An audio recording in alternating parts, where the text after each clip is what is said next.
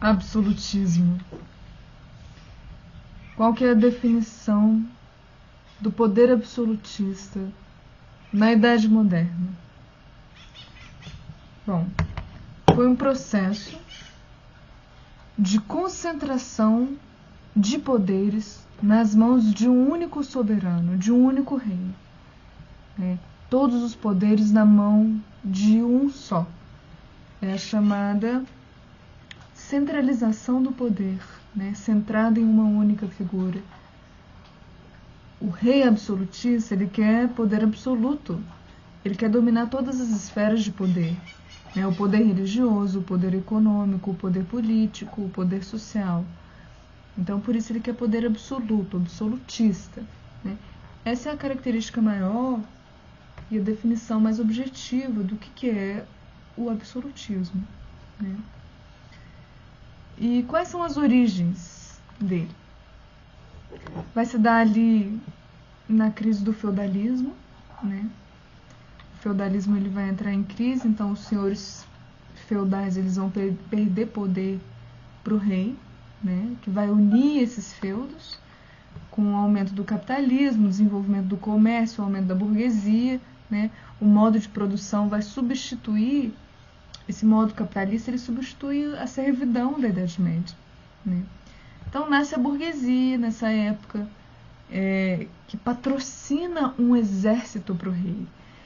A burguesia ela vai patrocinar o exército nacional, que vai implantar o absolutismo e vai dar muitos privilégios, tanto para eles burgueses quanto para os nobres, para que esse absolutismo ele se mantenha no poder. Então aumentam-se as chamadas monarquias nacionais. E já tem vídeo sobre essas monarquias nacionais, explicando como elas se formaram, como se fortaleceram.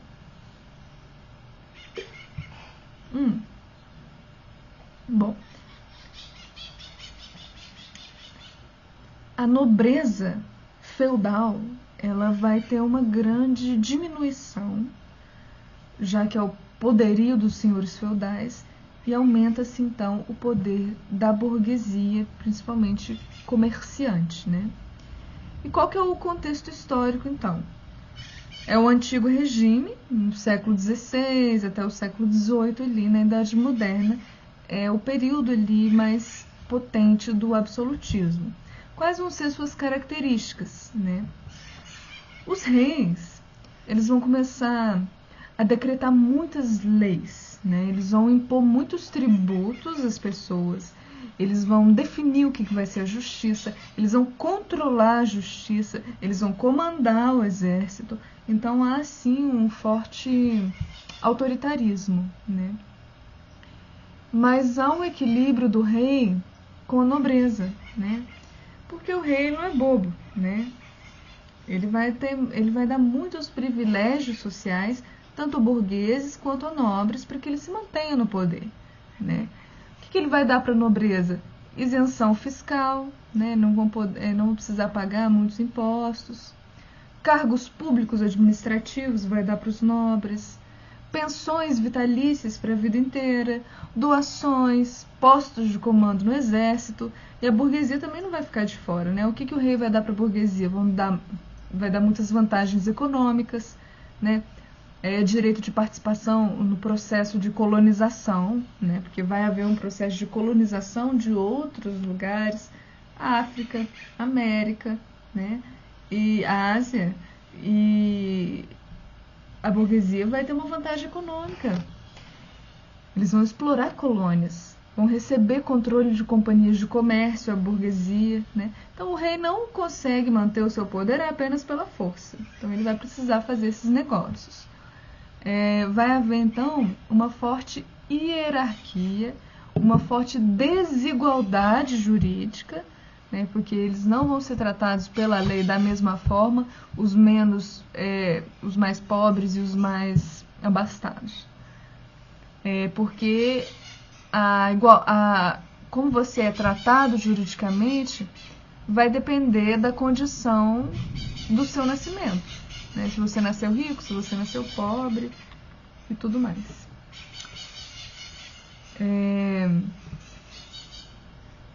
vão haver muitos teóricos que vão ajudar na potência desse absolutismo.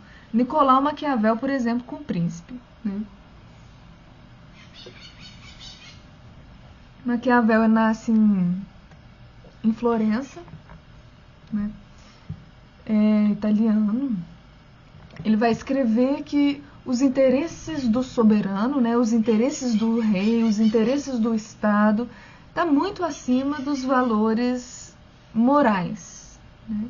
Se for necessário, o rei poderia usar força, o rei poderia usar violência para que seus interesses fossem concretizados, né? Com a frase, essa frase não é de Maquiavel, né? Os fins justificam os meios. A frase é de Ovídio, né, Heroides, um poeta romano, foi escrito por o estadista Lourenço de Médici, mas a frase ela combina, né, com o que Maquiavel prega, né, que os fins justificariam os meios. Não, o final do processo justificaria toda a ruindade que se faria pelo caminho, assim. Uma maneira de tentar suavizar a problemática da questão, que é bem problemático, né? Então, a segunda figura vai ser a figura de... Não sei o que está acontecendo com a tela, que ela, não sei se dá para ver, mas ela está aumentando e diminuindo o brilho constantemente. Não sei o que está acontecendo.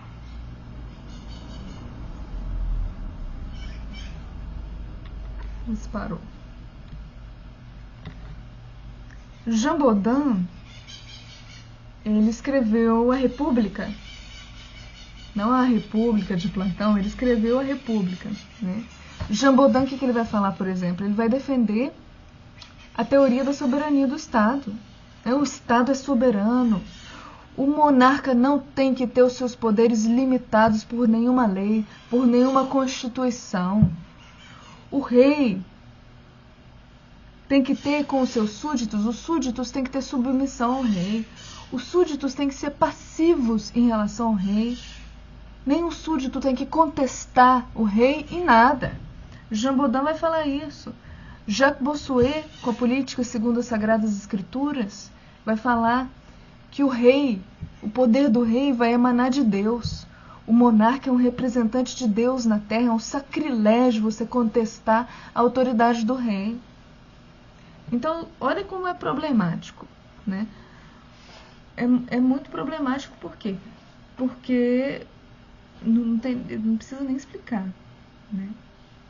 Mas vão surgir teóricos que vão tentar validar esse autoritarismo, esse absolutismo na monarquia. E, obviamente, né, eles vão fazer mais sucesso na época simplesmente porque eles eram o que tinham mais voz ali por conta do próprio rei, né? Então, uma das figuras um dos teóricos mais importantes dessa época, que vai falar sobre o absolutismo, vai apoiar esse poder absolutista, é Thomas Hobbes, com a obra O Leviatã, né? O que o Leviatã vai falar? O Leviatã não é aquele monstro gigantesco conhecido na mitologia, né? O Leviatã seria o Estado, de uma certa forma. Porque Thomas Hobbes ele vai defender que os homens eles têm que abrir mão da sua liberdade. Os humanos eles têm que abrir mão dos seus direitos. Porque é melhor você não ter liberdade, nem ter direito nenhum, e ter segurança com o rei, ter ordem, né, que só o rei é capaz de fornecer. É melhor você ter segurança, paz e ordem através do soberano, do Estado, do que não ter isso só pela liberdade e por direitos. Muito problemático, né? Como se você não pudesse ter os dois. Antes do advento do Estado, a humanidade vivia num estado de natureza para Thomas Hobbes, né? O homem, ele fala que o homem é o lobo do homem. Ou seja, não é que o homem ele se auto-sabota, né? Porque se o homem é o lobo do homem, ele se auto-sabota. Na verdade, ele vai falar que nessa época do estado de natureza do humano, imperava o caos, né? Em um momento, o humano vai abrir mão da liberdade, vai abrir mão dos seus direitos em troca de uma segurança, em troca de ordem. Assim dá a sociedade civil, o nascimento da sociedade, que é um contrato que o humano faz com a figura do monarca. Então é uma tentativa dele de apoiar, né, e justificar a importância do poder absolutista.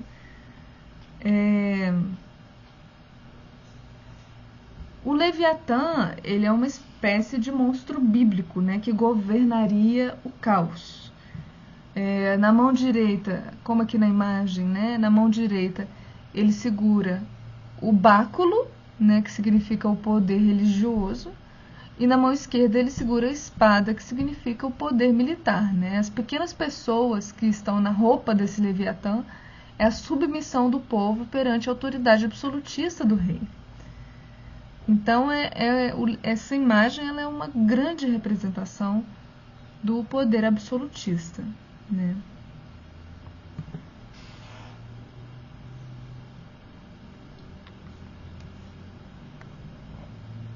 Mas quando se pensa em absolutismo na Idade Moderna, vai se pensar em França e Inglaterra, principalmente, né? E primeiro vamos falar da França, então, né? Quais são os antecedentes da França para que o absolutismo ocorresse? Então,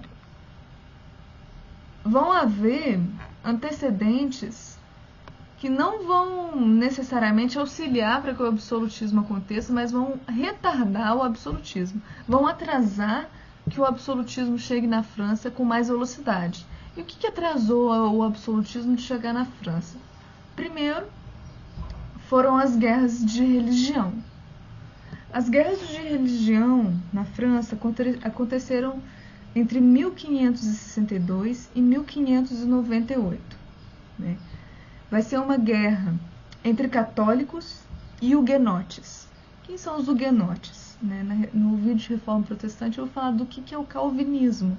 Né? Uma nova religião que surge, uma religião cristã, mas que faz muitas mudanças porque não concorda em muitos pontos com a Igreja Católica. Uma religião muito burguesa também, né? Porque ela vai colocar como sagrado o dinheiro que você ganha através do trabalho, né? Então vai ter a guerra de religião, uma guerra entre católicos e huguenotes. Ela vai surgir com um boato que não se sabe se é verdadeiro ou falso. E esse boato falava que os huguenotes eles estavam tramando uma conspiração para conquistar o poder. E então o rei Carlos IX, da dinastia Valois, ele ordena um grande massacre. Os huguenotes estão tentando tramar contra mim, então vou massacrar todos, né? É provável, né, que o rei Carlos IX ele poderia ter inventado esse boato, não se sabe, para tentar justificar o que estava irritando ele, né? Que eram esses huguenotes. Então, o rei Carlos IX, o que ele vai fazer? Vai ser a chamada Noite de São Bartolomeu, quando ele ordenar o massacre dos huguenotes. E os católicos vão cair em cima mesmo, matando os huguenotes. Vai ser uma noite extremamente sangrenta, não só uma noite, né? Porque a Noite de São Bartolomeu, ela foi uma noite em 1572, né? Uma noite de 24 de agosto. Vai se dar primeiro em Paris, depois vai se espalhar pela França. Católicos ensandecidos, assassinando huguenotes.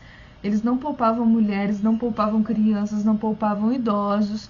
Eles atacavam estabelecimentos comerciais de burgueses protestantes, com muito sangue, muita destruição. né? Na primeira noite, nessa noite de São Bartolomeu, estima-se que 3.000 protestantes morreram, e ao longo do mês, quando foi se passando o mês, cerca de 30.000 protestantes aí provavelmente morreram, ou mais, né? No mínimo 30.000 morreram por conta desses católicos que saíram literalmente assassinando qualquer huguenote que tinha lá, seja idoso, seja criança, seja mulher, seja homem.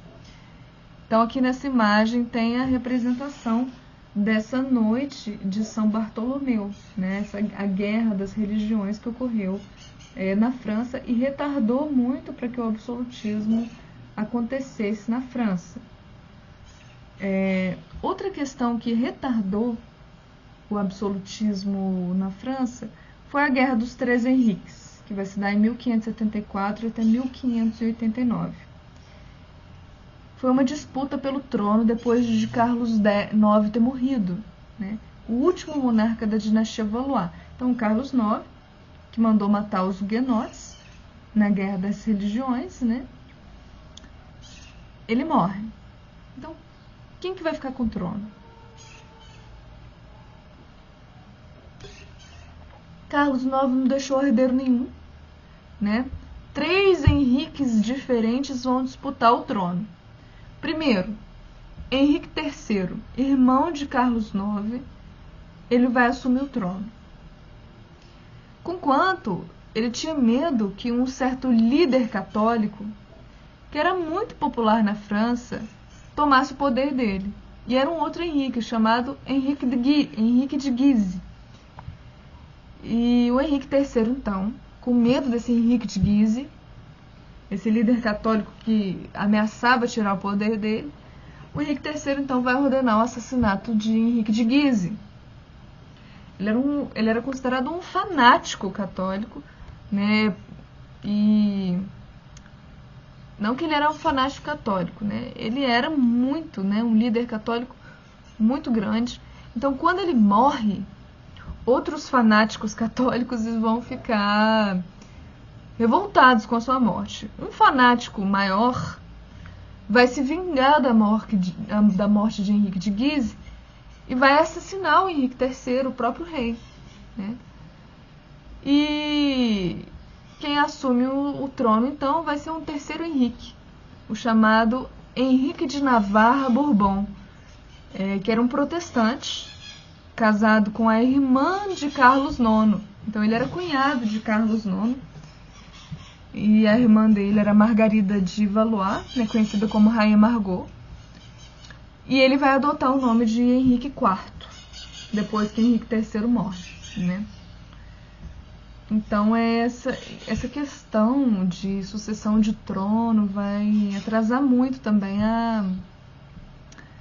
o absolutismo francês. Mas ele vai chegar com esse Henrique IV, né, da dinastia Bourbon. Ele governa de 1589 a 1610.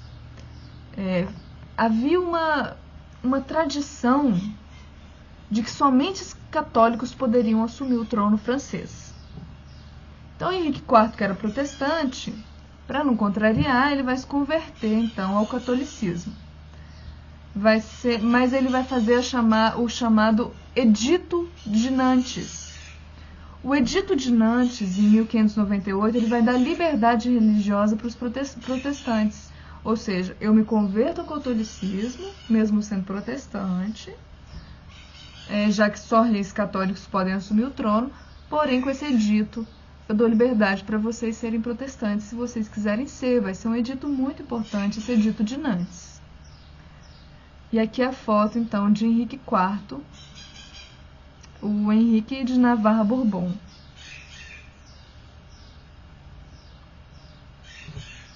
Enquanto o próximo rei vai ser Luís XIII, né, que vai governar de 1610 até 1643.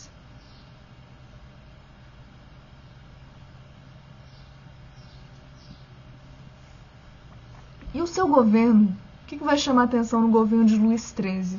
É o primeiro-ministro dele, que era um cardeal, o cardeal Richelieu. O cardeal Richelieu, ele vai ser uma figura muito controversa, né?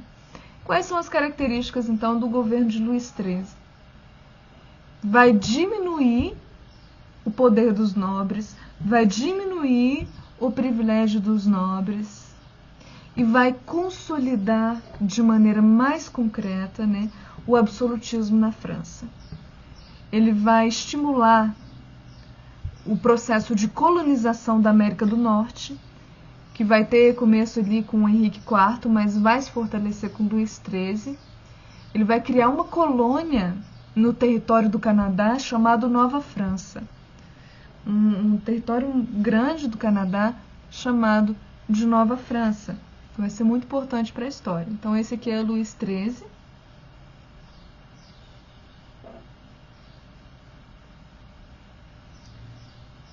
E o mapa da Nova França.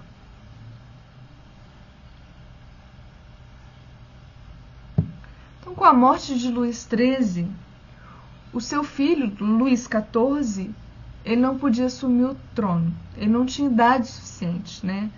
A França ela vai ficar sob regência, né? O que é a regência? Um regente no trono é quando fica alguém temporário até a pessoa que tem que ser atingir a maioridade.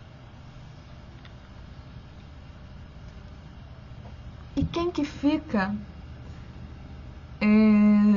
como rainha da França é a chamada Ana da Espanha, a Ana da Áustria, né? Conhecida por esses dois nomes aqui, a foto dela, Ana da Espanha ou Ana da Áustria. Só que qual que é o problema? Ela é rainha da França, mas quem governa de fato vai ser o primeiro-ministro, o cardeal de Mazarin. E nessa época de regência, de instabilidade, vai ter grandes revoltas na França, vão ter guerras civis de nobres, de burgueses contra os impostos que eles tinham que pagar, vão ser as denominadas frondas, né? Essas frondas que é as classes abastadas, revoltadas de ter que pagar os impostos que eles tinham que pagar. Isso vai gerar muita dor de cabeça e muita instabilidade e revoltas sociais francesas.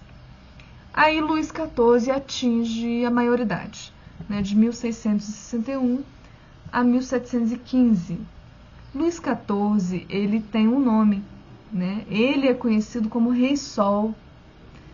O Rei Sol, ele é um símbolo grandíssimo do poder absolutista, né?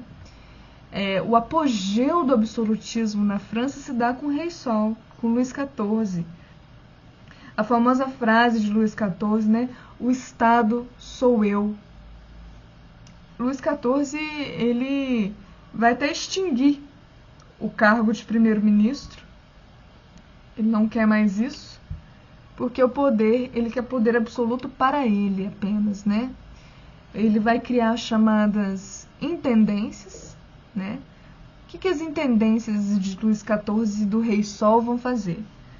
Vão divulgar as leis reais, vai fiscalizar os oficiais que governavam as províncias, ou seja, os meus governantes das províncias francesas, será que eles estão sendo realmente leais a mim? Eles precisam ser fiscalizados, né? E ele precisa também controlar de maneira mais autoritária as arrecadações tributárias, e isso ele vai fazer. Muito absolutista, né? Se algum oficial de Luís XIV não obedecesse às leis, entraria com ele, então, o exército mercenário em cima dele. O que era o exército mercenário? Era composto por estrangeiros, né? Principalmente soldados suíços, que eram pagos pelo Estado. Esses soldados suíços pagos pelo Estado, soldados particulares, mercenários contratados, né? Eles tinham essa missão de cuidar, entre aspas, desses oficiais não obedientes. Então, Luís XIV ele consegue domesticar a nobreza com uma série de privilégios, né? Então ele vai voltar com essa questão de eu tenho que dar privilégio sim para a nobreza, porque é uma forma de eu continuar no poder, né? E vai agradar também a burguesia com muitas vantagens econômicas. Também é característica do absolutismo. Outra questão é o fortalecimento do mercantilismo, que é uma forma de economia, né? Eu vou fazer um vídeo sobre o que é o mercantilismo, a economia do mercantilismo, como funciona, como se dá. E o mercantilismo está intrinsecamente ligado ao absolutismo. Vamos ter, por exemplo, então, o colbertismo, de Jean-Baptiste Colbert. O colbertismo, quem que era esse Colbert, né, que vai fazer essa forma de economia colbertista? Ele era simplesmente o ministro de Estado e ministro da Economia de Luís XIV. Ele vai buscar uma balança comercial favorável, né? O que isso significa? Você tem que ter um saldo positivo na sua balança comercial. Você não pode comprar mais do que você vende. Você tem que exportar para fora muito mais do que você importa para dentro. Senão você vai ficar em desvantagem, né? Principalmente através da produção e exportação de artigos de luxo. Era o que a França fazia. Vendia muitos artigos de luxo. Luís XIV ele também vai revogar o Edito de Nantes. O Edito de Nantes ele tinha acabado com as guerras religiosas entre protestantes e católicos. Esse edito tinha sido extremamente importante, né, de Henrique IV. E com a revogação, com o fim desse edito, muitos burgueses protestantes eles vão abandonar a França, que vai ser um duro golpe para a economia da França. Então foi um tiro no pé que Luís XIV fez, né? Aqui a foto de Luís XIV.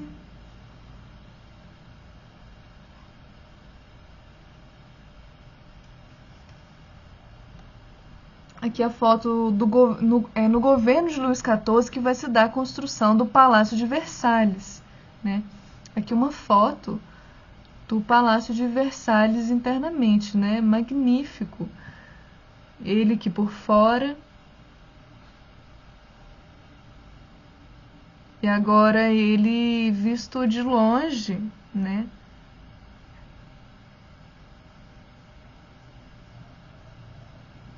E ele também, os seus jardins, muito bonitos, né? Maravilhoso. Luís XIV ele vai fazer uma série de práticas para separar a nobreza do resto da população. Vai ser criada, na época de Luís XIV, a etiqueta. Como você deve sentar, como você deve levantar, como você deve andar, para que você tenha etiqueta. Como você deve comer, como você deve se vestir, como você deve falar, né? Como você deve deitar para dormir, etc. A etiqueta nobre, né? Os bons costumes, os bons modos. Se você não foi educado nesse tipo de etiqueta que eles padronizaram como norma, é uma forma de separar aquele que é nobre e aquele que não é nobre. Esse é o surgimento da etiqueta. Não para que a etiqueta fosse algo elegante e agradável e educado e respeitoso para todos, mas para segregar mesmo nobres e não nobres.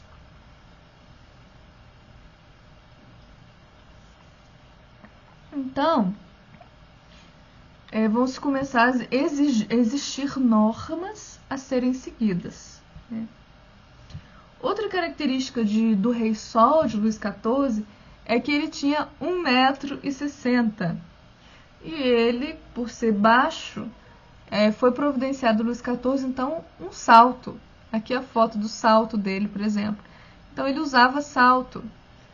E é legado a ele esse início, o início do uso do salto para pessoas baixas, foi legado de Luís XIV, da França, né? Bom, e como que estava o absolutismo na Inglaterra? Quais são os antecedentes para que o absolutismo na Inglaterra acontecesse de fato, né?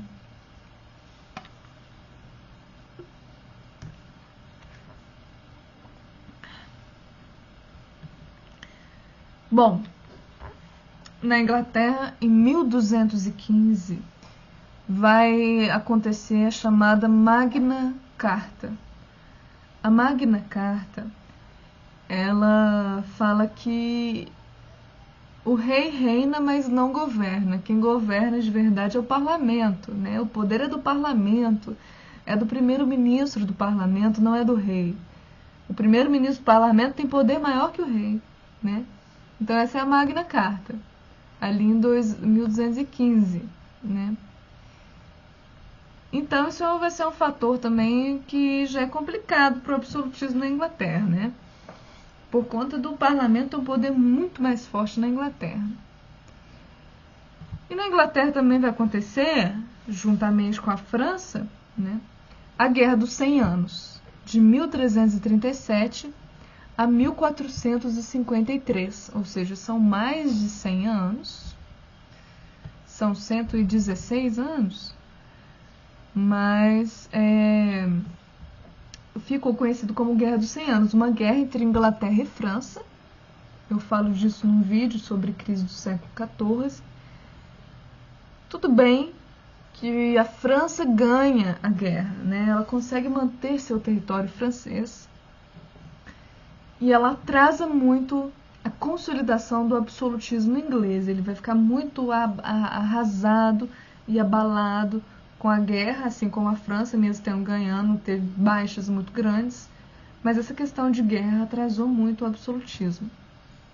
Outra guerra que vai acontecer na Inglaterra é uma guerra que foi representada até no filme Alice no País das Maravilhas, né? Que é a Guerra das Duas Rosas. Então, o que é essa guerra que aconteceu em 1455 até 1485? A Guerra das Duas Rosas foi uma disputa entre duas famílias reais inglesas pelo poder, né? Então, essas duas famílias que estão disputando o poder da realeza é a família Lancaster e a família York. Então, por que Duas Rosas? O nome da guerra, Guerra das Duas Rosas. Porque os brasões dessas famílias eram rosas. O brasão da família Lancaster era rosa vermelha e o brasão da família York era rosa branca.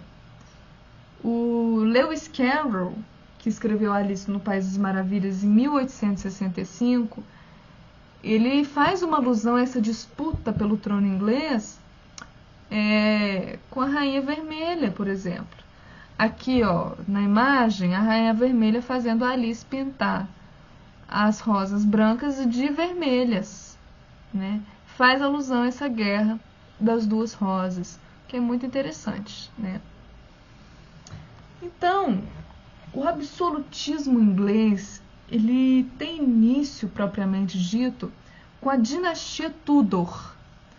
Henrique Tudor, ele não era nem da família Lancaster, nem da família York. Por isso ele põe fim a essa disputa.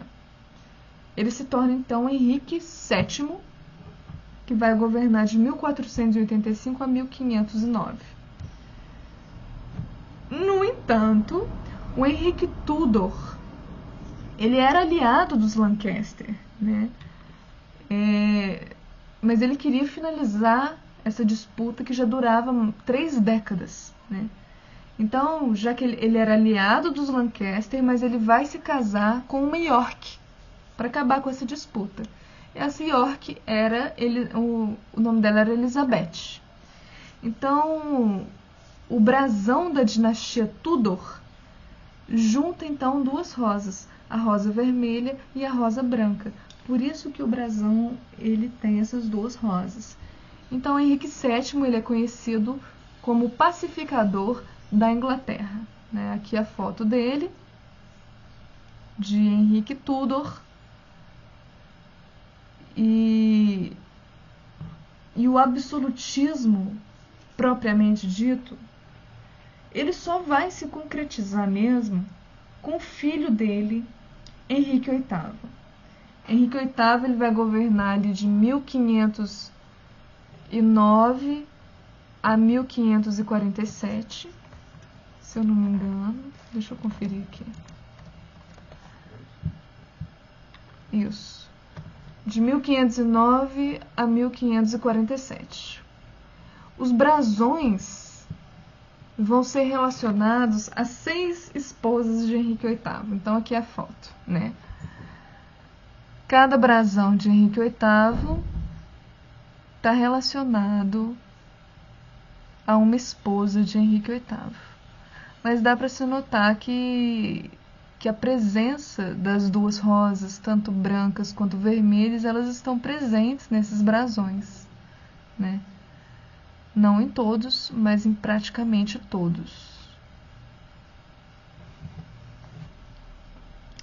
Henrique VIII ele é conhecido por romper com a Igreja Católica e fundar a Igreja Nacional Inglesa, que é a Igreja Anglicana, né?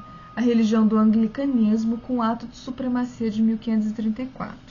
Eu vou falar sobre isso num vídeo que já tem de reforma protestante, né? Mas essa é a foto de Henrique VIII. Henrique VIII que tinha muitas razões para fundar o anglicanismo, não só se casar novamente porque Catarina estava lhe dando um filho homem, mas porque ele queria poder absoluto, né? Absolutista. Ele também queria dominar a esfera religiosa.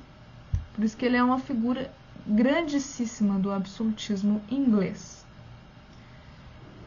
A próxima figura na Inglaterra vai ser o rei Eduardo VI, depois de Henrique VIII. Eduardo VI ele vai governar de 1547 a 1553. Porque o pai dele morre, né? Henrique VIII morre e fica Henrique VI, que era fruto do terceiro casamento do pai, filho de Joana Seymour, que era dama de companhia de Ana Bolena, a segunda esposa dele. A segunda esposa dele era dama de companhia da primeira esposa dele, Catarina de Aragão. Mas, enfim, ele gostava muito desse negócio de dama de companhia. Henrique VIII ele vai criar um pretexto para se casar com outra pessoa, né? Acusando Ana Bolena de traição, de bruxaria e tudo mais. Então, a mulher enchia o saco, não que enchia o saco dele, ele enchia o saco da mulher e a mulher já não dava um filho homem para ele. Então, ele dava um jeito de matar essa pessoa e casar de novo, né? O que ele fez com Ana Bolena, infelizmente. Seymour, a mãe de Eduardo VI e terceira esposa de Henrique VIII, ela morre no parto de Eduardo, né? E o Eduardo VI ele assume o trono inglês com 9 anos de idade. Ele assume muito novo, criança, 9 anos. E para piorar, ele tinha uma saúde muito frágil. Então ele morre ainda na adolescência, com 16 anos de idade, vítima de tuberculose, né? Um breve reinado, portanto, mas ajudou a consolidar a doutrina anglicana. Então aqui é a foto do Eduardo VI. No leito de morte dele, quando Eduardo estava morrendo, John Dudley, que era o tutor dele, vai sugerir a Eduardo, o rei ali morrendo, que nomeasse ele o seu tutor e a sua nora, a Joanna Grey, que era casada com o filho dele, o Guilford Dudley, como reis ali da Inglaterra, né? John Dudley, ele era visconde, ele era duque, ele era lorde de muitos territórios, mas ele era um inimigo de Henrique VIII, o pai de Eduardo, né? E era um notável militar. Ele não era bobo, ele era tutor de Eduardo, que estava ali quase morrendo, frágil, um adolescente ainda, né? E vai fazer a cabeça de Eduardo. Olha, coloca a minha nora no poder, né? A Joanna Grey. Interessado, já que a Joanna Grey era nora dele, casada com o filho dele, Guilford Dudley. Então o Eduardo, ele já estava morrendo, ele estava num momento de fragilidade, com tuberculose. Ele assina para que Joanna Grey e Guilford Dudley fossem herdeiros do trono dele. Só que Eduardo morre e Joanna Grey chega ao poder. Ela tem um reinado de 9 dias apenas, né? A população teve uma reação extremamente negativa quando viram que ela chegou no poder, né? Porque eles queriam alguém que fosse da dinastia Tudor. Então, ela, depois de 9 dias, acaba o reinado dela. Quem que vai assumir o trono? A filha mais velha, né? Fruto do primeiro casamento de Henrique VIII, a filha de Catarina de Aragão, Maria I, conhecida também como Maria Sanguinária. Aqui é a foto dela, um reinado de 1553 a 1558. Uma mulher que não gostava do pai, que era anglicano e ela extremamente católica, assim como a mãe dela, né? E Maria I, primeiro, por que ela não gostava do pai? O pai nunca deu atenção para ela, nem para sua outra filha, filha de Ana Bolena, Elizabeth I. Então, ela simplesmente se sente desde muito pequena menosprezada pelo pai, né? Então, ela não vai dar a mínima para o anglicanismo dele. Ela era uma católica fervorosa, ela foi educada pela mãe, né? Maria I, então, ela vai revogar o ato de supremacia e vai restaurar o catolicismo na Inglaterra. Só que grande parte da Inglaterra era protestante. Então vai ter um desespero enorme dos protestantes, já que a maioria da população era protestante. Por isso ela vai ser conhecida como Maria Sanguinária, porque ela vai começar a perseguir os protestantes, ou seja, a maioria da população. Anglicanos, presbiterianos, puritanos. Vai ser a famosa Bloody Mary, né? Porque ela vai perseguir e matar mesmo, assim, grande parte da população. E Maria Sanguinária, Maria I, ela vai se casar com o rei da Espanha, Filipe II. A Espanha era uma das principais rivais da Inglaterra na época. Então, ela ainda casa com o rei da Espanha. Então, quando Maria I morre, vai assumir o trono inglês a meia-irmã dela, filha de Ana Bolena, que era a segunda esposa, Elizabeth I. Elizabeth I, aqui é a foto dela, ela vai ser a maior rainha que a Inglaterra já teve, maior símbolo do absolutismo inglês, praticamente a maior rainha de todos os tempos, entre homens e mulheres, não só entre mulheres, né? A maior figura real que já se teve, praticamente, né? Vai ter um governo de 1558 a 1603. Vai ser a conhecida Era de Ouro da Inglaterra. O auge do absolutismo inglês é a Era de Ouro que Elizabeth I vai trazer. Ela vai restaurar o anglicanismo, né? E vai trazer um forte desenvolvimento econômico. Que política que ela vai fazer?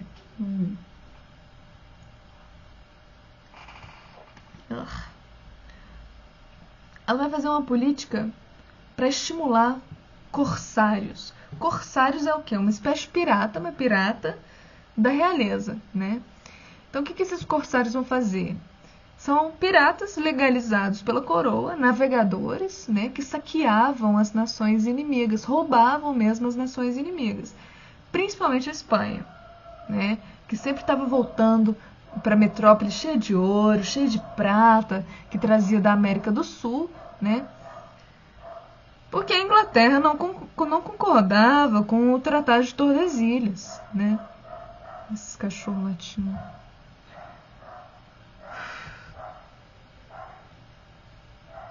Peraí. Esse Tratado de Tordesilhas dividia o mundo praticamente para a Espanha e Portugal dominarem, né? Deixando de fora Holanda, Inglaterra, França, etc. Né? Então, qual que era o problema? Né? Se Portugal e Espanha estão dominando a África, estão dominando a América, e não sobra nada pra gente, porque a gente não pode, né, por conta desse tratado, a gente vai saquear as embarcações deles, a pirataria vai surgir, né? Uma pirataria patrocinada pela coroa. Então ela vai financiar esses corsários. Ela também vai aumentar as manufaturas têxteis, como a lã, por exemplo, né?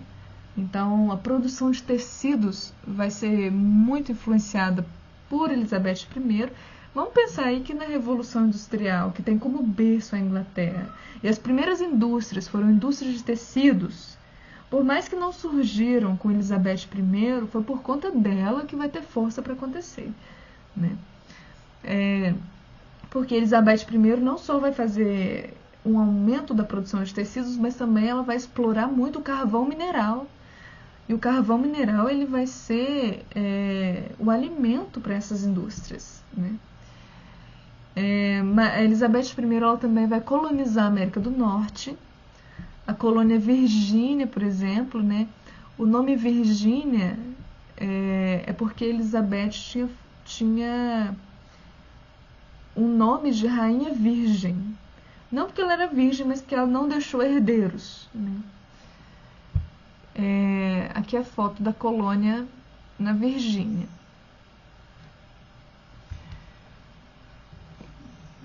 Então, Elizabeth I ela fortaleceu uma nobreza que era mais progressista, que era mais envolvida em atividades comerciais. Essa nobreza que Elizabeth I fortalece, ela vai querer ampliar suas terras, né? Então, o que vai acontecer?